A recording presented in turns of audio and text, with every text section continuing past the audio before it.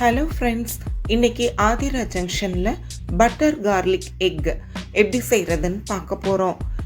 டயட்டில் இருக்கிறவங்க இதை ஒருவேளை உணவாக எடுத்துக்கலாம். இது ரொம்ப ஆரோக்கியமானதும் கூட. இந்த பட்டர் கார்லிக் எக் செய்கிறதுக்கு முதல்ல ஒரு டீஸ்பூன் அளவுக்கு மிளகுத்தூள் எடுத்திருக்கேன். கொஞ்சம் தூளுப்பு, ஒரு டேபிள் ஸ்பூன் சில்லி ஃப்ளேக்ஸ், ஒரு டேபிள் ஸ்பூன் ஆரிகானா, அதோட கொஞ்சம் போல் தண்ணி ஊற்றி கிளறிக்கோங்க. இந்த சில்லி ஃப்ளேக்ஸ் ஆரிகானாலாம் இட்டாலியன் சீசனிங். இது இல்லாட்டி பரவாயில்ல, மிளகுத்தூள் உப்புத்தூள் மட்டுமே போதுமானது. இப்போ நான் ஒரு 5 முட்டையை உடச்சி ஊற்றிக்கிறேன். இது ஃப்ரிட்ஜில் இருந்தால் முன்னாடியே நீங்கள் எடுத்து வச்சிடணும். இப்போது 4-5 டேபிள் ஸ்பூன் அளவுக்கு பால் சேர்த்துக்கோங்க.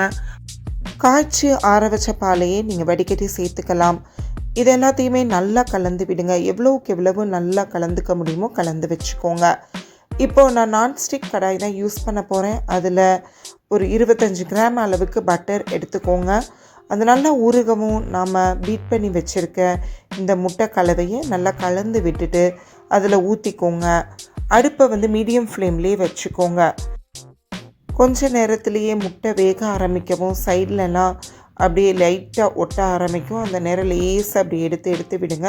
ஆக்சுவலாக 5 முட்டை சேர்த்துருக்கோம், வெண்ணெய் சேர்த்துருக்கோம். அதனால் இந்த மாதிரி நல்லா நீர்த்து தான் இருக்கும். ஆனாலும் நம்ம இந்த மாதிரி எடுத்து விடும் போது நம்மளுக்கு முட்டை பொடி மாஸ் மாதிரி ரொம்ப பொடியாக வராமல் கொஞ்சம் பருப்பரு துண்டுகளாக கிடைக்கும். அதுக்காக தான் நான் இந்த மாதிரி எடுத்து விட சொல்கிறேன். அதே மாதிரி இந்த மாதிரி நீங்கள் கரண்டி இல்லை, நான் ஸ்பேச்சுலா யூஸ் பண்ணியிருக்கேன், அதை வச்சு லைட்டாக இப்படி கீறி விடுங்க. அப்போது கொஞ்சம் பருப்பரு துண்டுகளாக உங்களுக்கு கிடைக்கும்.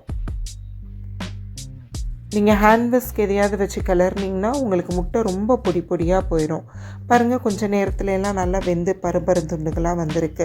இதை அப்படியே தனியாக எடுத்து வச்சுட்டு திரும்பவும் கொஞ்சம் வெண்ணெய் போட்டு அது உருகவும் நான் ஒரு 20 பல் பூண்டு அளவுக்கு அதை பொடியாக நறுக்கி வச்சுருந்தேன். அதை சேர்த்து இந்த வெண்ணெயில் நீங்கள் வதக்க பூண்டோட ஃப்ளேவரும் வெண்ணெயும் சேர்ந்து உங்களுக்கு ஒரு நல்ல ஒரு ஸ்மெல் கிடைக்குங்க. இந்த மாதிரி பூண்டு நல்லா வதங்கவும் அதோட 2 டேபிள் ஸ்பூன் அளவுக்கு கான்மாவு சேர்த்துக்கோங்க. சேர்த்து அதையும் வதக்கி விடுங்க. அடுப்பை சிறுத்தியிலேயே நீங்கள் வச்சுக்கலாம். இப்போ பாருங்கள், நான் ஒரு 1/4 டம்ளர் அளவுக்கு பால் சேர்த்துக்க போகிறேன். அதோட கான்மாவை கொதிக்கும் போது நல்லா மாவு வெந்து வந்துடும். அதனால தான் தனி மாவாக சேர்த்து நான் வதக்கினேன். இப்போ கொஞ்சம் போல் தண்ணி ஆட் பண்ணிக்கோங்க. பண்ணிவிட்டு ஒரு டேபிள் ஸ்பூன் ஆரிகானா, ஒரு டேபிள் ஸ்பூன் சில்லி ஃப்ளேக்ஸ், ஒரு 1/4 டீஸ்பூன் அளவுக்கு கரம் மசால் இல்லாட்டி கறி மசால் சேர்த்துக்கோங்க. அதோட ஒரு டேபிள் ஸ்பூன் அளவுக்கு மிளகுத்தூள், தூளுப்பு சேர்த்துக்கோங்க. இதை நல்லா கிளறி விடுங்க. கொஞ்சம் நேரத்தில் இறுக ஆரம்பிக்கும். அந்த டைமில் நாம் எடுத்து வச்சுருக்க முட்டையை அதோடு சேர்த்துடலாம். சேர்த்து ரொம்ப கிளற வேண்டாம், அப்புறம் முட்டை உடஞ்சிரும். ஓரளவு கிளறி விட்டுட்டு உப்பு உரப்பு சரி பார்த்துக்கோங்க.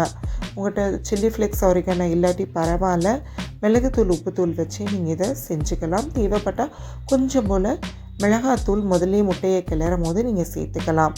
இப்போ நல்லா முட்டை கிளறி வரவும் கொஞ்சம் போல் மல்லித்தலைகளை தூவி நல்லா கிளறிட்டு நீங்கள் இறக்கி இதை சர்வ் பண்ணலாம். இது சாதத்தோடு சேர்த்து சாப்பிடலாம், இல்லாட்டி சப்பாத்தியோடு சேர்த்து சாப்பிட ரொம்ப சுவையாக இருக்கும். இந்த ரெசிபிக்கு ஆதிரா ஜங்ஷனை சப்ஸ்கிரைப் பண்ணிவிட்டு மறக்காமல் பெல் ஐக்கானை ப்ரெஸ் பண்ணிவிடுங்க. மீண்டும் ஒரு ரெசிபியோடு சந்திப்போம்.